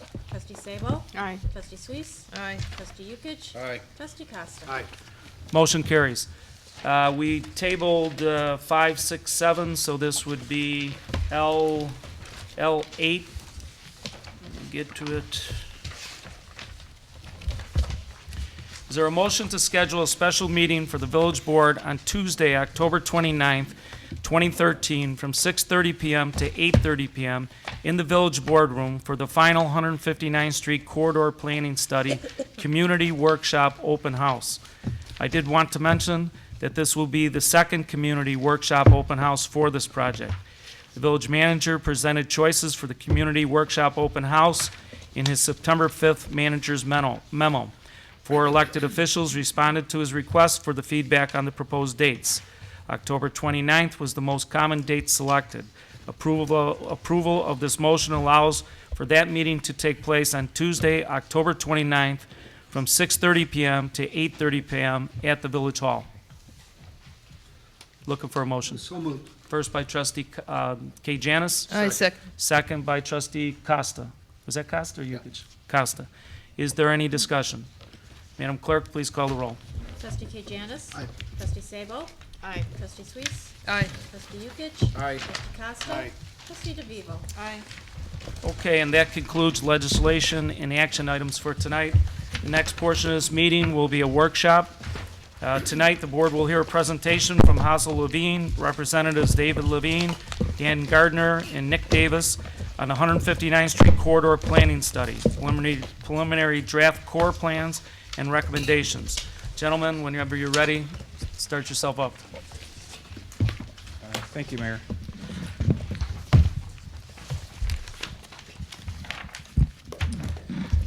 All right, well, what I would like to do, I do have Dan Gardner and Nick Davis here, and what I'll do is walk you through a brief presentation of the study.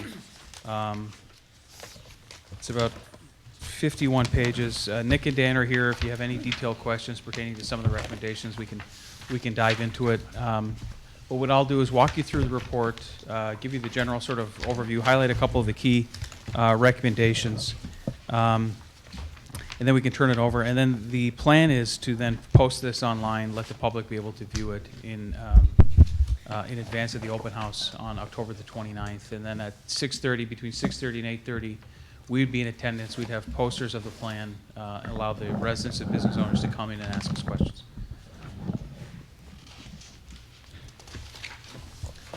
So the first page really just introduces the purpose of the study and the context of the study area. On the right-hand side here, we talk about the organization of the document.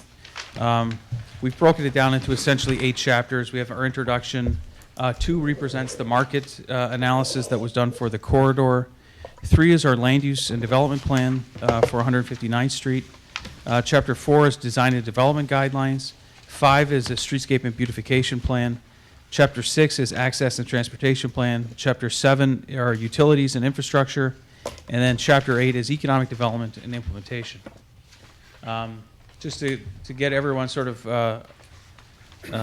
situated, the corridor. So here's the village of Homer Glen, and we highlight the corridor. So we're showing here where Homer Glen is positioned, sort of tucked away in that corner of Will County at the border of Will and Cook. And then 159th Street essentially extends from Gauger all the way to Will Cook Road.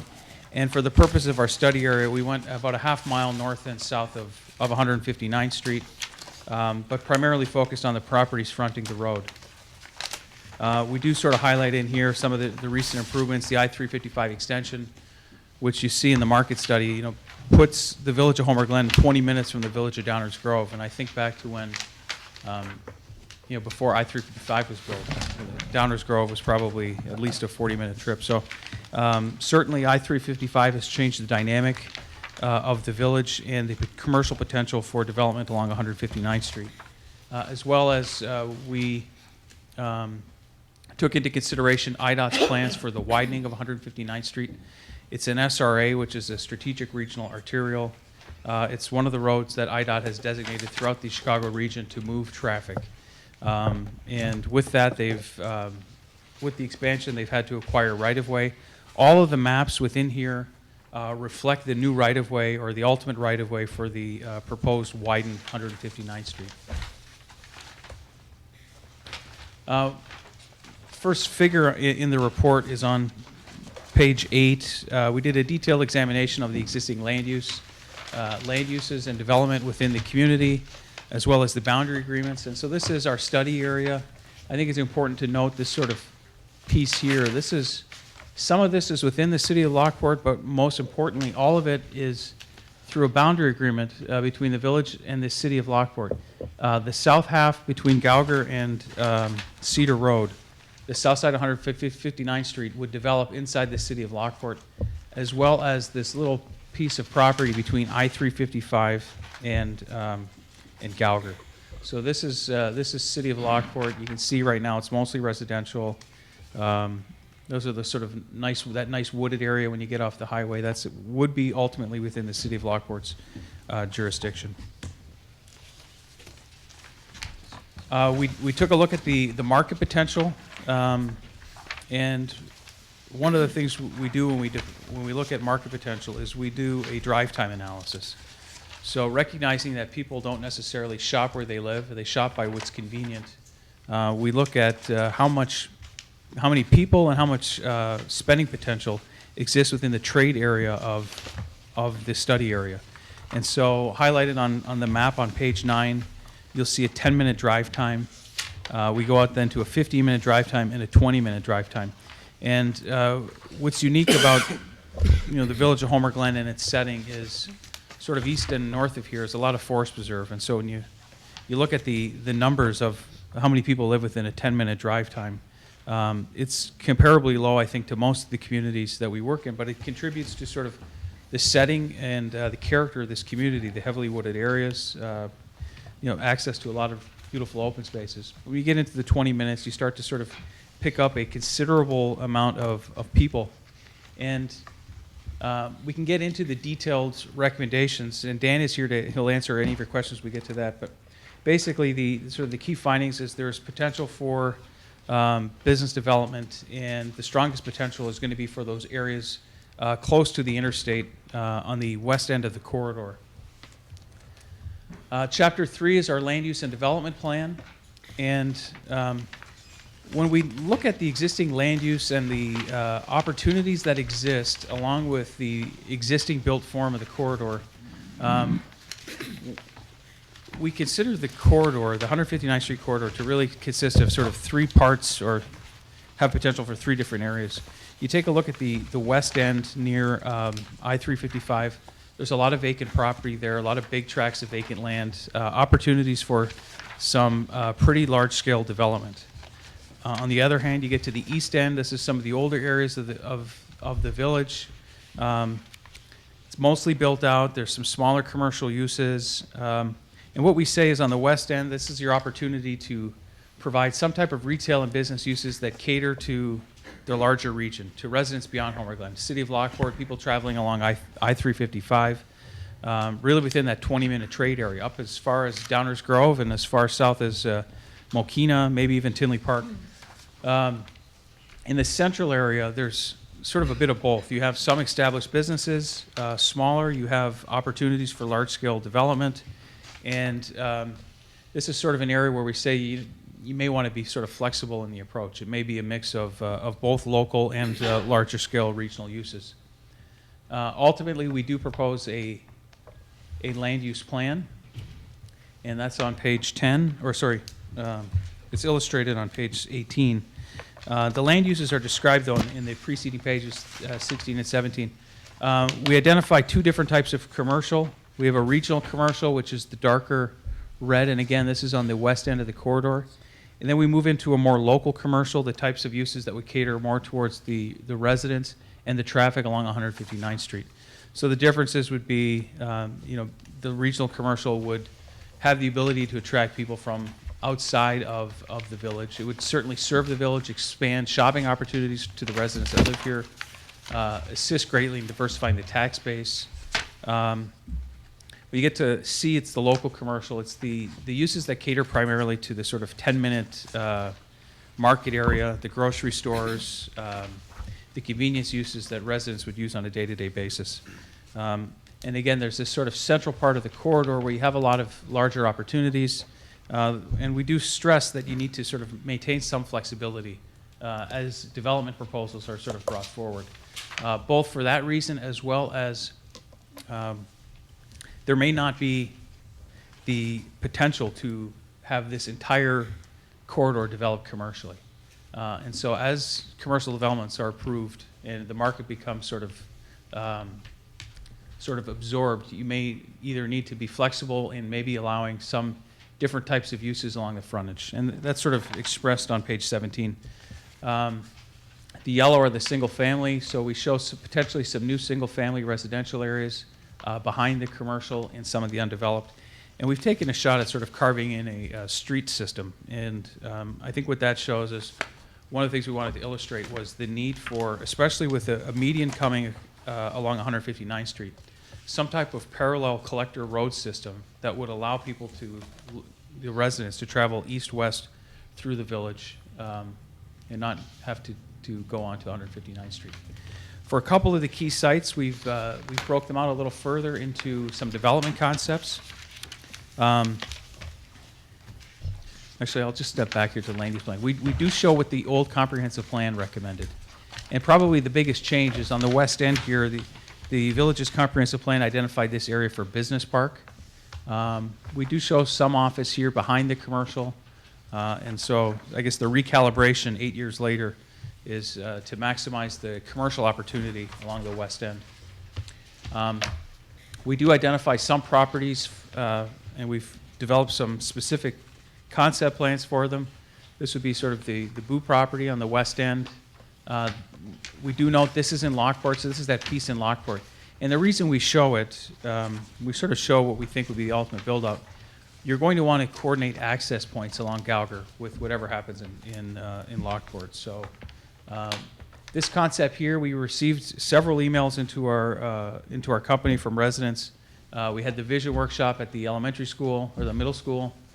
And really there was people saying sort of maximize this parcel. Let's have hotels, retail.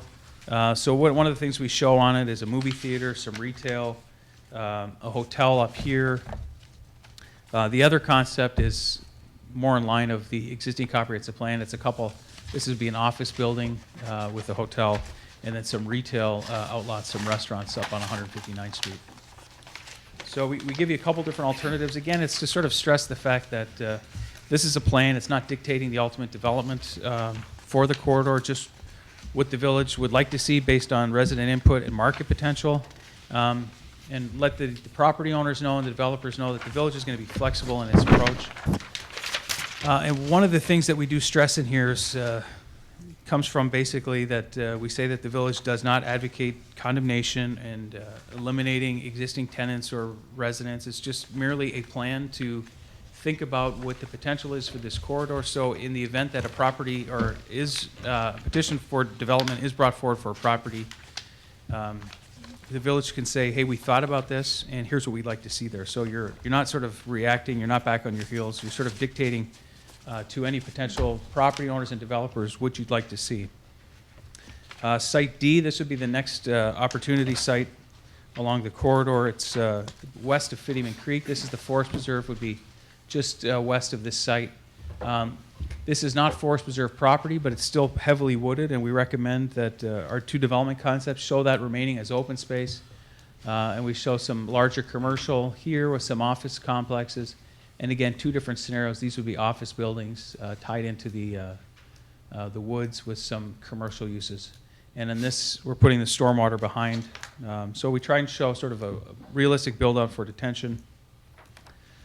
Site G, this is the parcel across the street from Donofalo's. You have that gas line easement that sort of cuts across.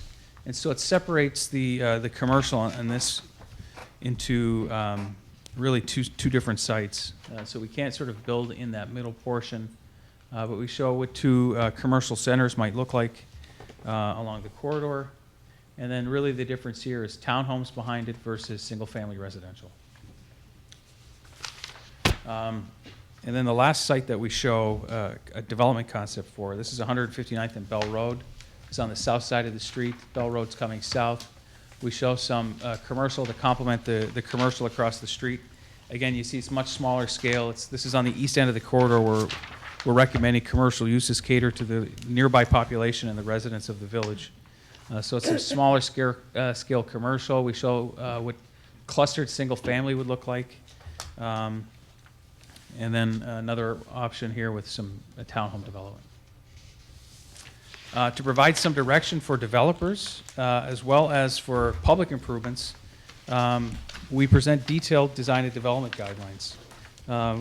We know that it's articulated in your motto and it's embodied in much of the policy here is to, sort of the rural character of the community. And we crafted design and development guidelines to provide direction. And it's important, I think, to say it's not to dictate what every building is going to look like, but it's to make sure that it's high quality and it's consistent with the village's motto and desire to maintain its rural character. So these are to be used by developers, property owners, anyone looking to make improvements to their site to sort of supplement your zoning ordinance, to supplement the recommendations of this plan, and to bring forward attractive development into the community. We did hear consistently throughout the study from your residents that this is a chance to make a statement. This is a major east-west corridor through the region. It's a gateway to the village. It has to be distinct. It should look different from Orland Park. It should look different from Lockport. And it should set a high standard for the village of Homer Glen. So we provide recommendations for the building and scale, building placement and orientation. And we show the different types of photos throughout here. And what you'll notice is there isn't any single recommendation where we're showing a national template. This is a Walgreens. It's actually a Walgreens in Westmont, and when they came into Westmont said, don't even think about bringing the quote-unquote national template of Walgreens here. This is a high-profile site. We want it to look nice, and Walgreens designed this sort of, I think, a really nice development. That's at Cass Avenue in Ogden, so if you want to take a look at it. So these photos are from all over the country, and I think it really shows high-quality materials, high-quality architecture, and the types of things that we envision for this corridor. We talk about building materials and colors, lighting, and respecting the dark sky ordinance. So we stress lighting is subtle, down lighting, excessive lighting should be avoided. We provide recommendations for what the parking lots will look like, site landscaping, and along with business signage. And then we go into public improvements. So as the village undertakes public improvements along the corridor, with the sidewalks, how they should connect, pedestrian amenities, gateway signage, welcoming visitors into the village of Homer Glen. And this ties into then Chapter 5, our streetscape and beautification plan. We identify in here a couple locations for some gateway signage, some attractive signage to welcome motorists into the 159th Street corridor in the village of Homer Glen. This shows what a light standard would look like. It's a low-profile light standard. Down lighting, again, to respect the dark sky ordinance. We're not trying to sort of have a lot of spillover lighting. And then we show this treatment. This is what we call a treatment for a key intersection or plaza. So we know that there's going to be some signalized intersections along the corridor. And so as traffic is stopped along 159th Street, we recommend you sort of put more into these intersections. So as motorists are sitting at a red light and they start to look around, they see sort of a nice attractive plaza and streetscaping. And that's boiled down and presented on page 31. We recommend the gateway sign here on east-west, and then we flag the different key intersections, opportunities for some wayfinding signage to direct people to the amenities throughout the village. And then we show what a sort of a cross-section would look like. So this is the easement that's through here, or sorry, the median. And although the median is coming forward, I know IDOT is still flexible in the ultimate design and what's going to be in the middle of it. And so this is a chance at some key points to beautify the center median with some shrubs, some low-profile trees, some rain gardens to move some of the stormwater storage into that median. And then some texture pavement. So a chance here, we're showing what the median could look like. And then ultimately the cross section here. So this gives you an idea of the new 159th Street, the 4 lanes of traffic, the center median, and then the parkway, the area between the road and the sidewalk, the street lights, and moving on to then the private property. We have an access and transportation plan. Again, a lot of this was already dictated by IDOT, coming in with their planned IDOT improvements. Traffic right now, ADT is about 18,000 cars a day. They're predicting it'll nearly double in the next 20 years. The crash rates along this corridor are within the top 5 percentile in the state. So one of the reasons why they're looking to make improvements to the corridor. So we highlight where the access points are going to be. Again, this is all sort of given to us by IDOT. There are a couple other opportunities for some full access points, and I'll highlight those on the map. We talk about here, this is, we know it's a big issue for existing businesses along the corridor where the median is going to impact access to their property. And while it will result in a safer roadway, there is some merit into, access to businesses will be impacted. And so one of the things we show here, this is Randall Road in Geneva, and there's two different ways. I mean, if we had the opportunity to sort of plan out these existing businesses here, this is in Homer Glen, I think we'd look at it like how we'll be able to do on the west end of the corridor. We'll be able to have, this is a rear collector road. So if you're familiar with Randall Road through Geneva, this is Randall Road. There's a median through the middle of this road, and these are businesses. And one of the ways they sort of help get around the median is they provide another way to sort of move east and or north and south. And there's two different ways. We say one is a parallel collector. So this is a residential street that runs behind. This is a Home Depot. These are some restaurants here. And it runs parallel to Randall Road behind the businesses. And so if someone wanted to make a left into here, they could make a left here and then use that road to get at the businesses. Another way is, this is a good example of both. This is what you call a rear frontage road. It's a road that exists between the outlot commercial up on the street and the larger commercial behind.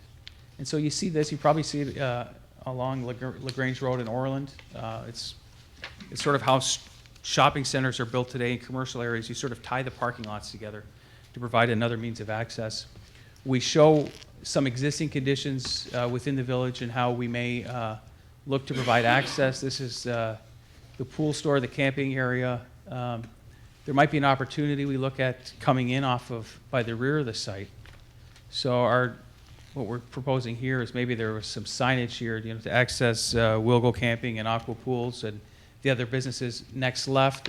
Motorists would then make a left here and be able to come at those businesses from the rear. Something to explore. And then we show the interconnected parking lots. Moving further east, between the Bell Roads on the north side, you have all of these commercial uses. None of them are connected. Again, if we had to do this today, I think there'd be a requirement to connect every parking lot to one another to provide that cross access. And this might eliminate some parking spaces. We don't know if it would be favored by businesses, and we do say that it may not be possible, but it might be worth exploring if they do consider the median to be too detrimental to their businesses. But a couple different approaches locally within the corridor and the existing businesses to address access. So we provide recommendations for cross access. We know that the corridor may be attractive to drive-through restaurants, how drive-through should be handled in the corridor, not prominent, not impacting the pedestrian mobility through there, what the parking lot should look like. We address public transit and the Pace bus service that runs through the corridor, what a bus shelter would look like in keeping with the rest of the streetscape theme. And then the importance of pedestrian mobility. We know that the Heroes Trail is going on the north side, south side is going to be a sidewalk. But we stress that it's important to connect the sidewalk into a larger sidewalk network into some of the adjacent neighborhoods to allow residents to be able to walk onto this corridor and go to the different shopping areas. So this is our access and transportation plan. These yellow dots are all the full access points that are being planned by IDOT. The red areas are the signals. I think this is a potential full access point that we've identified. It does have potential to be signal.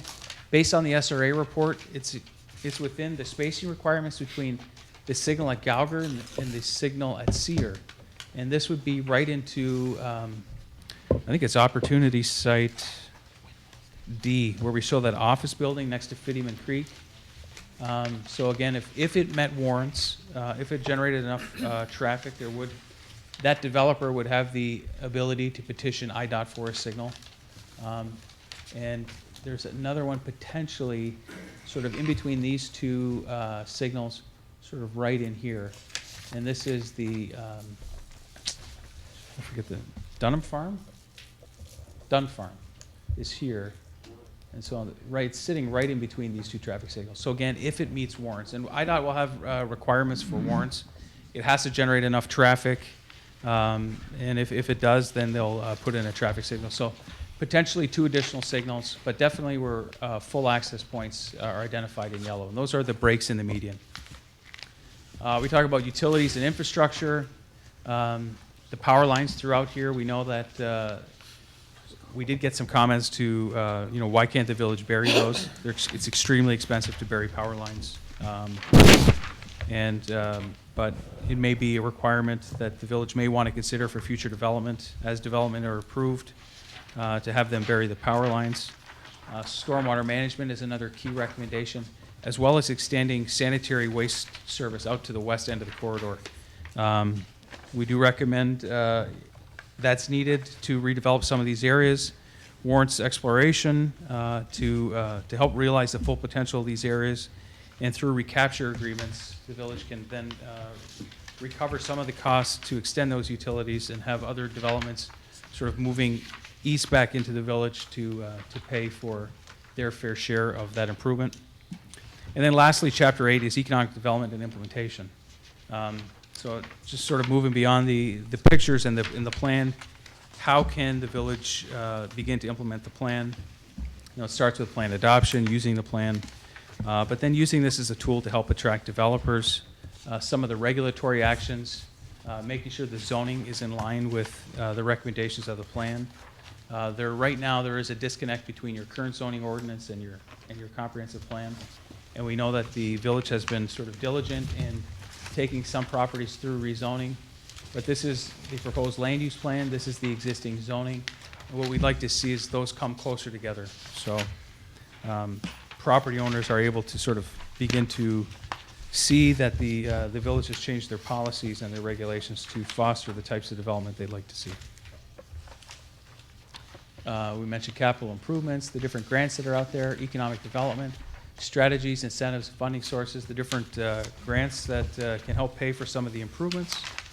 And then it ends with a land use and development matrix, the different types of businesses, the types of how big they are, how tall they are, does it require exposure, sort of as a little toolbox.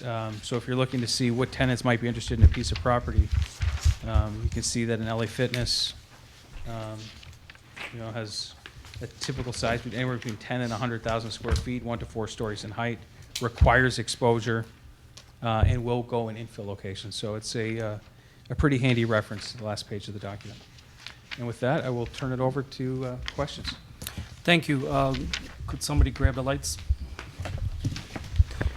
Mayor, if I could just say something before the board has questions. So, like the what's next kind of part of this, of course, tonight the board established the meeting for the end of October, which will be the public discussion. We're going to have that right here. And if you could, in a minute, when I get done, maybe just explain to them just a little bit about how you see that meeting going. If you give them just a minute of that real quick before they start with their questions. Okay. That's the. But for the board, you have this document, and the public should know that you just got it at the end of last week, and there was no expectation from staff or from Housel Levine that you read through all 50-plus pages of it and know it by heart tonight. However, we do need to have a little bit more finished document when we have that public meeting at the end of October. So what we're asking the board to do over the course of the next 2 weeks, as you have an opportunity to look through it, have questions, you have comments, you have concerns, things that you think should get a second look. If you can forward all of those as you look to it to Director Patch, Janie and Aaron have been working together with Housel Levine on this, but we're trying to focus all the comments to one person. So if you could send those to Director Patch, and you don't have to send them all at once. If you look through a couple chapters this week and you want to send comments on those, send them this week, and then look through the other chapters next week. That's perfectly fine. And then what she'll do is that she's going to keep a master list of everything that people have questions about, concerns about, things of that nature, so that we can share it with the whole village board, so that you can see the things that maybe people are asking for adjustments to, or things of that nature. Okay? So you want to give them just a little quick taste of the end of October, and then they can go ahead with their questions? Sure. So again, what that meeting would consist of would be 6:30 to 8:30. We call it an open house because there's no sort of set time. And what we can do, we can give maybe 2 presentations through the course of that night, maybe one at 7, one at 7:30, or one at 8 o'clock. But it's really a chance for residents to stop by at their convenience to sort of ask us questions, look at the document, we'll print poster boards of the land use plan, some of the different concepts. And really what we're looking to hear is, have we listened to the public correctly? Are there any concerns, things they'd like to see added?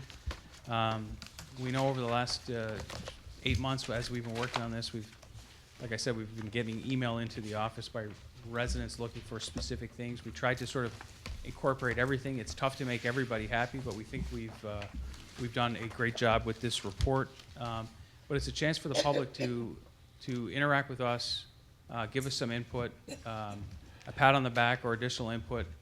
We'll then report it back to you. Here's what we heard at the open house, and sort of help inform the adoption process as the document's brought forward. Great. Looking at the whole package here, it's 51 pages long.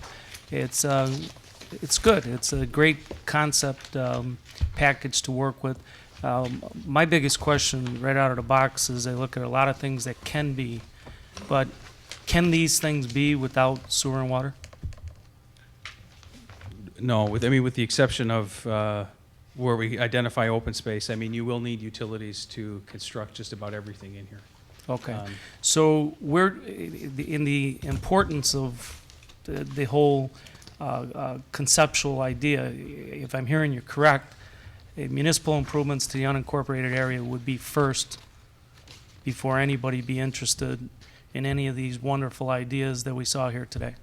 I would say in this economy and the current climate, that would be a must. I can't think of any developer looking to extend utilities out to develop the properties on the far west. And so it's going to take village intervention, village to put those utilities in place, and then again through recapture agreements, have future builders and future developments compensate the village for that improvement. Well, so and I'm sure you're pretty aware of it, we are working on that.